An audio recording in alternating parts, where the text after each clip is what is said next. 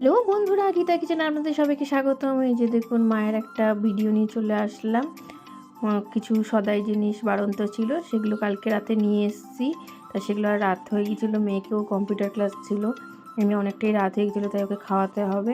তাই জন্য আর কিছু ঢালাঢালি করিনি। এই যে মা সকালবেলায় উঠে পুজো টুজো দিয়ে এসে সব ঢেলে নিচ্ছে, আটা, চাল, চিনি সব কিছু। আর এই যে কিছু মেয়ের টিফিনের জিনিস, যেগুলো আমার প্রত্যেক সপ্তাহতেই লাগে, সেগুলো এনে নিয়েছি। আর মেয়ে যেগুলো যেগুলো খেতে ভালোবাসে সেগুলোও এনেছি। আর যেহেতু এখন ঠান্ডা পড়ে যাচ্ছে, একটু স্যুপ খাওয়াবো মেয়েকে, ওই জন্য সবজি দিয়ে সেজন্য একটু স্যুপও এনে নিয়েছে। আর এদিকে হচ্ছে আজকে ফুলকপি দিয়ে, আলু দিয়ে, চিংড়ি মাছ দিয়ে করা হবে, আর হচ্ছে কাতলা মাছ করা হবে। আর মা সেই জন্য ফুলকপিটা ভেজে নিচ্ছে। ভেজে নিয়ে মা এই যে মশলাটাও করে নিয়েছে। আর আমি ভাবলাম তাহলে মা যখন লাল শাকটা কাটছে, তাহলে আমি ফুলকপি আলুটা করে ফেলি। আর এদিকে দেখুন, বাজার থেকে অল্প করে পুঁই মুচুরি আনা হয়েছিল, সেই পুঁই মুচুরিটাও আজকে করা হবে। আর এদিকে সব নুন হলুদ মাখিয়ে চিংড়ি মাছটা ভেজে নিচ্ছি। ভাজা হয়ে যাওয়ার পরে একে একে সব প্রসেসে আমি করতে থাকবো, দেখতে থাকুন। এই যে জিরে তেজপাতা ফোড়ন দিয়ে পেঁয়াজটা ভেজে নিচ্ছি। আর মশলাটা তো মা করেই দিয়েছিল, সেই জন্য আমার আর বেশিক্ষণ লাগেনি কোনো কিছু করতে।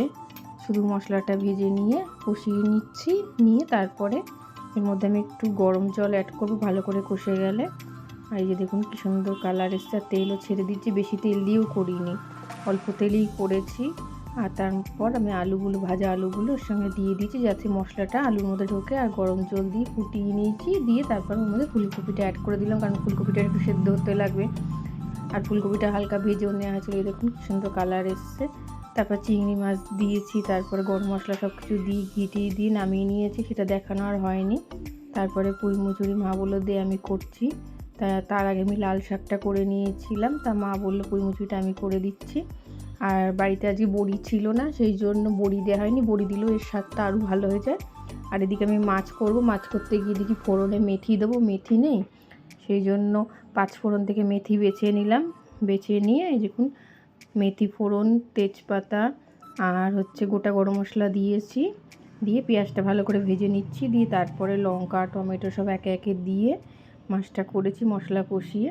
নামানোর আগে একটু ঘি, গরম মশলা দিয়ে নামিয়ে নিয়েছি। আর একটু আলু ভেজে রেখেছিলাম, সেটাও দিয়েছি লম্বা লম্বা করে, বেশি দিইনি, কারণ আমাদের বাড়িতে আলু সেরকম কেউ খেতে ভালো লাগে না।